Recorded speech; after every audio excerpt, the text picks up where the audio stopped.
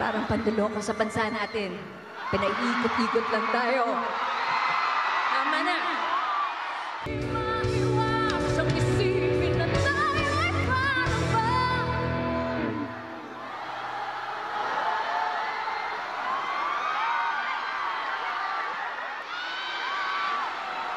Parang panduloko sa bansa natin.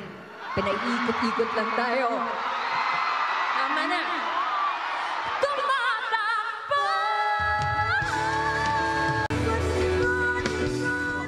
Di naman po lingid sa kalaman natin na napakaraming nangyayaring kaguluhan, kasinungalingan, panluloko ang ginagawa sa ating bansa. Let us all be reminded na kayo, I don't want to put the pressure on you, ang ating mga kabataan, kayo ang pag-asa ng ating bansa, ng ating bayan.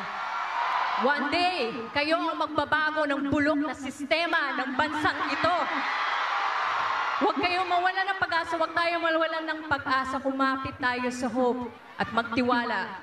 Patuloy na magtiwala na balang araw, mababago din ang bulok na sistema na yan. At uunlad din ang ating mahal na bansang Pilipinas. Hindi na natin kailangan umalis ng bansa para makapaghanap ng magandang trabaho dahil nandito na lahat ng oportunidad. Patuloy natin ipagdasal ang ating bansa.